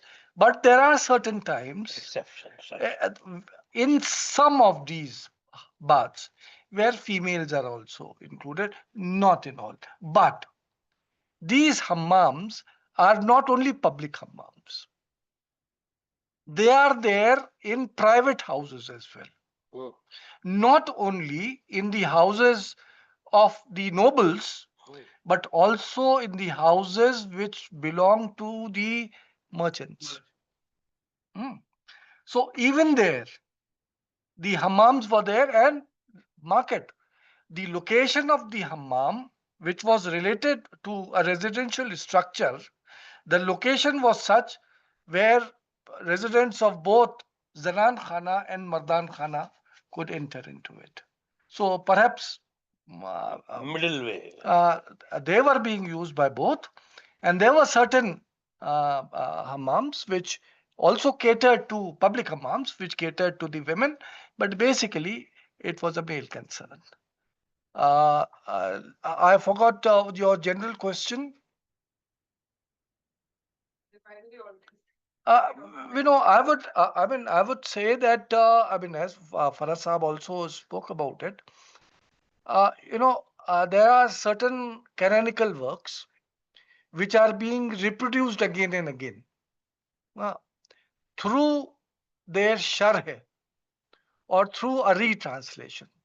In fact, some of these reworks with new titles are old works but with new material written on the Hashia. So, what is happening is that old knowledge, when in practice you find certain differences, the new author doesn't dare to change the text of the first one, but adds his own knowledge to the Hashia of it. In fact, I would recommend that because you're working on such a theme, I mentioned A. Rahman's that volume. Please go through it. I mean, that has certain of these informations. I checked some of those manuscripts which are mentioned there and housed in Maulana Azad Library, Aligarh, and some of those which are there in National Archives in Delhi. In both these things, I found the same thing that new, a changed version is being added either on in between the two old lines or on the hashiyas. So perhaps these hashiyas and those insertions within are based on the practical knowledge which these new people are gaining.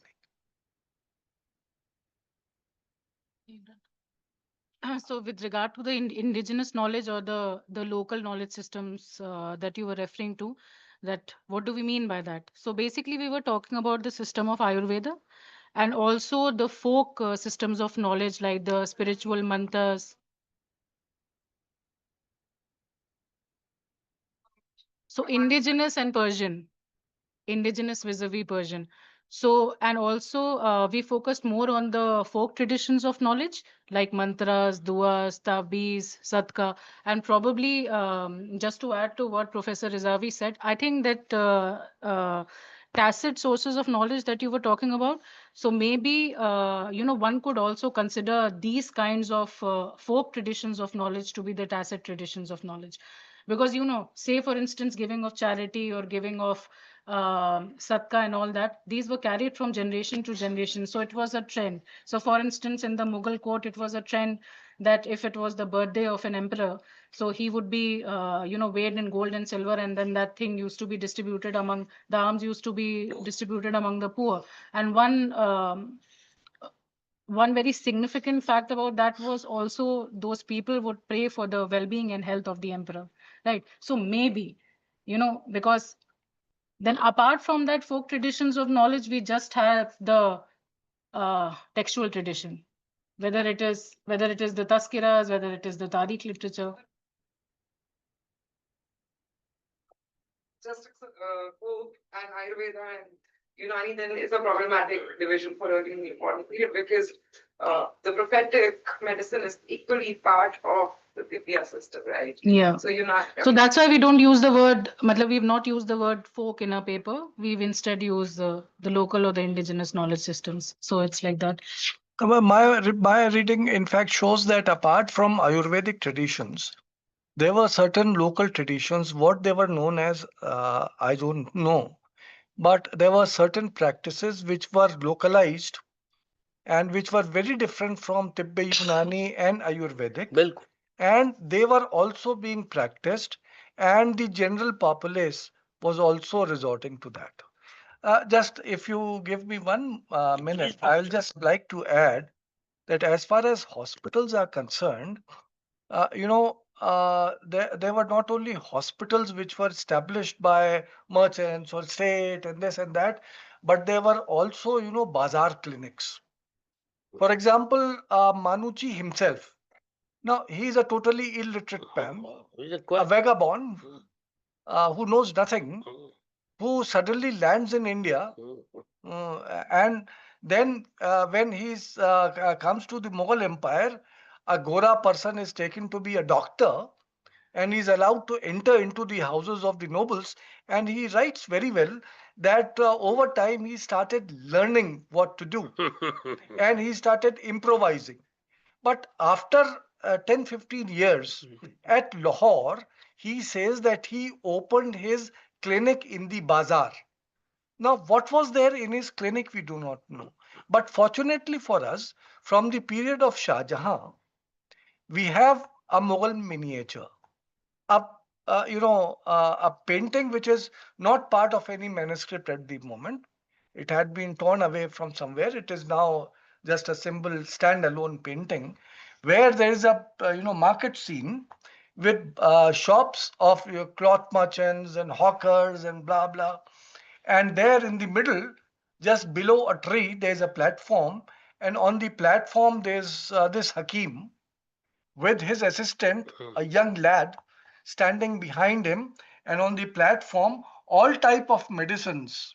Display. Those shishis with powders, fiels with powders, and then there are also pudiyas.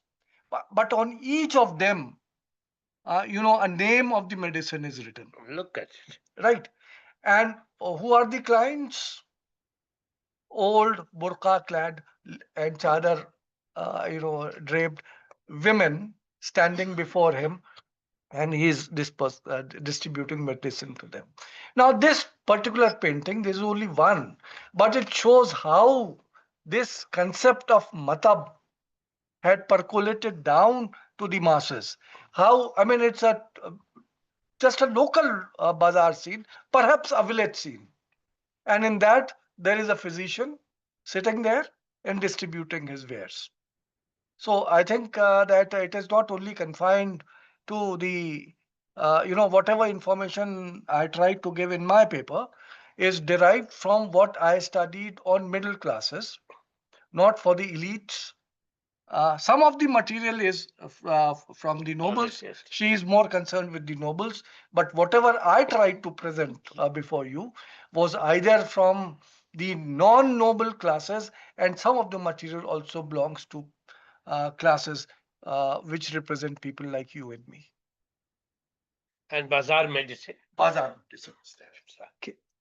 I want to, this is great, and thank you for all the papers and the introduction and summary. On this very theme, and I think that we are asking questions not about tacit and explicit, elite and non-elite, and how do we actually get it? Because I think, at least around the room, and certainly in terms of our project, when we talk about public health, we tend to want to go beyond what is in prescriptive medicinal texts that are meant for aristocratic households, as well as the architecture and other practices that have been documented historically or archaeologically for elites. But so I'm going to go against my own grain in response to a sort of a comment that Deepak made at the end. How do we actually, when we try to establish or to historicize this concept of public health, how useful are aristocratic households or noble households for that matter, or for that matter, elite texts that are generated for and by elites, including for Europe, monasteries. These are elites, learned socioeconomic elites for sure. So, as a social historian of the 80 or 90%, I tend to say no. These are very different, and I also in my bones, try to resist the sort of trickle down that this, because it's elite gave us something, that it's going to go down and be widely accepted. So I try to look at it as a polemic. Even the painting you said, and I'm not familiar with it, and I would love to see it. At some level, prescriptive texts are always polemic. They want to tell you something that, whether the polemic is between medical traditions, let's say Ayurvedic and Unani, or between socioeconomic strata, they're always polemical, or at least there is potential there, if we read against the grain of the text or of the artifact, to say what is it actually trying to communicate at that level, so that's one thing that I'm always I find useful to put to, and it doesn't matter if it's a stained glass window or a text or where the hammam is located, or if there is a hammam. What is it actually trying to communicate as a text, as a polemic? Second note, I was thinking very much during your paper, when we talk about aristocratic household, and I actually don't know, I mean, Farhat, How many people are we talking about? Think about the aristocratic household as socioeconomically a very diverse space. At the end of the day, yes, a lot of the artifacts and things that are produced for the mayordomus or the head of that household or the intimate or the actual family members, but there are dozens, if not hundreds, of people that they employ that are living in those in that building or nearby, and that back to your point about these Mughals peripatetic. Of course, they're accompanied by diplomats, by armies, by artisans, by people who are supporting whatever they're about to do. So in a sense, and I don't want to fall into the trickle down paradigm necessarily, but they are producing things that are benefiting a lot of people, and perhaps the same text that you're looking at, if we can read between the lines, or maybe even it is explicit, they are actually saying something about maintaining a household. When they say household, we're looking across socioeconomic strata. This is not the comb that the lady needs to use to make her hair necessarily, but it's also sharing that. And in that respect, I'm curious, and I'll end with a question if we have time, is whether or not aristocratic households in this period, and other experts can chime in, are in their own terms of polemic, describing what it is to have access to good medical care. Care, cure, prevention, let's put it all in one basket for that matter. They are actually saying, here's what a healthy life can look like for a lot of other people. Are they actually being emulated? Are actually people getting access to it? Is it defining, is it engaging with tacit knowledge, and is it engaging with, across the socioeconomic strata? My tendency is to think, of course, case by case, we are historians, but to say we can learn from that through that for a broader range of society, and not just as a trickle down model. If we look at it as polemical, I don't know if that makes sense, but Please give it. Yeah, I'm sure it did percolate. Thank you so much. I was just reminded by your question and your that I'm sure there are many learned people in this room who will know much more than me on about the text Banarsi Das of Banarsi Das, which talks a lot about which, if somebody would go through that text, it's a vernacular source, and it will answer a lot of questions that you have put forth. So there were people who were nais, or it can be translated as barbers. Yeah, Ajam. Hajam, right? Barbers of today's time who were catering to the households of merchants, because Banarsi Das himself was belonging to the merchant class. So so there is that. So this the text of Banarsi Das can be looked into if you want to talk about how were the common people, or the 80 or the 90% of the people were being treated in Mughal India. And obviously, we understand that there was a very elite. The texts that are mentioned in this particular panel had a very elite focus. And that is something that I agree with. I also have a few questions, one targeted to Professor Rezavi, because I want his comment on this one particular thing that I read in Masir Rahimi, which is a text from Akbar's time. There it is mentioned how, in case of medical knowledge, Iran is the school of India. So do you agree with it, or do you not? Because we have texts which have moved out of India, then came back to India through, Arabic connection. So there's that. And to other women here, Shivangini and Ramsha, I'm so sorry. I have this one question because, as the chair pointed out, that the issue of parda, or ventilation, where women could not get fresh air. So I found this element missing, which I was expecting from this particular paper, how women health was located within the household, and also female sexual health, because we have texts like Lazatun Nisa, right? So how do you look at that? Thank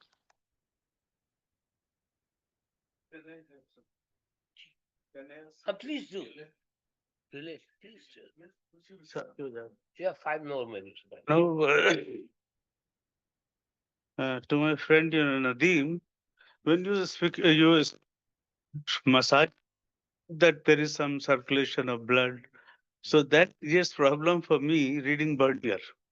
He says that these people don't know whether the blood, runs in the veins or not. Transformania. Yeah.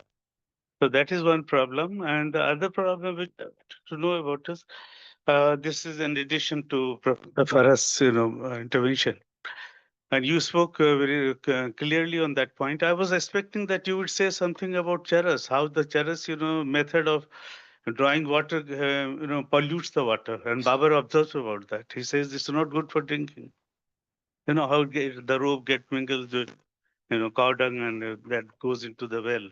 So I thought you will be saying something. Third question is related to all of you, the panel members. I was thinking that I would be hearing something. Soap, Yeah, sabun. And Irfan Sahab has written about it in his History of Technology book. So we would like to listen from her also. James Skinner gives a very detailed account of how the clothes were, boiled in some kind of alkaline water, which was drawn from charcoal, and how these were disinfected. So I wanted to, I just thought that I should give this idea to you. Thank you, sir. Very interesting. Yes, So, yes, so I've written it down. it's a French term, savon. So, Sabun comes from savon. It's a French term. Now you can. Yes, please. Should I? Just answer Do I quickly conclude? so we can. okay. Just So, just to give a quick answer, and I think and thank you so much, Professor Ishrat sir, Ishrat sir, for bringing up this soap thing up. And I've written it down and I'll definitely look into it. And of course, let me just combine Guy's question and Lubna's question. So, of course, we were given, initially we were told we are supposed to speak for 30 minutes, and then Mukhtar told me categorically to restrict it to 20 to 25 minutes. So obviously, if you break down the Mughal aristocratic household, like if I would have had my way and if I would be given a lot more time, then obviously I would divide the Mughal aristocratic households into nobles, the liminal classes, military men, musicians, slaves, and then the gender question. Then also talk about the Mughal women in the aristocratic households separately. And then my interest would be, the larger interest would be to see that how these medical preventative practices that were being followed by or practiced by all these different classifications present within the Mughal household, what were the similarities and what were the differences. So of course, the time was very short, so that's why we tried to bring in as many aspects as were possible. So, but of course you are very right. But of course you are very right. Of course, for logistical reasons, but of course you are very right, because like I was sharing with you earlier in the day also today, that when one looks at the European household, and one specifically the works which deal with the European aristocratic households, particularly in the 16th and the 17th century, so a lot has been written on that. And to my utter surprise, it was mainly the European women who were playing a very important role within the European aristocratic households. So, it would be a brilliant comparison if one looks at this question of gender and sexuality and how they were dealing with the larger medical preventative practices. So, that would be a complete area in itself. And I think Lubna, I think you also know it very well, that Sir was talking about the 19th century Zanana. But if I'm not mistaken, and I think Sir would be the best to answer this, but I'll just try. I think in the 17th and the 18th century, the Mughal women were not restricted to a space, right? So harem, if one can use the term, because I remember Sir particularly scolding me, कि वो Ruby लाल ने use किया, don't use it. So anyway, that during the time of Akbar, this specifically one hears of this Parde Giya again, if one has to trust Rubilal's work. So so during that time also, and in the 16th, 17th, also in the 18th century, one hears of these fantastic women. You know, you have Noor Jahan, you have Roshan Ara, you have Jahan Ara. They were trading with the Europeans, they were playing the polo, they were doing horse riding, playing chess and things like that. They owned their own ships. So, you know, such women, of course, they couldn't be restricted to secluded quarters. So I think the 17th and the 18th century scenario of the harem or the ladies' quarters is a very different scenario that gets presented to us in the 19th century. And since you just mentioned Banarsi Das's Arth Kathanak is the text, and I have looked at Arth Kathanak in terms of the history of emotions, right? So I've looked at the history of emotion of friendship and how does it play out in the text. So does it also have this medical information? Yes, it has. Okay. Okay, thank you very much, my distinguished panelists, for a very, very exciting session and lots of questions and discussions. So, something more, we will pick it up again tomorrow. And yes, it's very nice to see, thanks to the organizers for thoughtfully thinking that, we end at 4:30. Normally Indian seminars go up to 6:30. So I'm glad that you have given us time to discuss or to talk to informally over a cup of tea, and the seminar continues outside. Thank you very much. And thank you, Deepak sir, for not letting me answer the questions.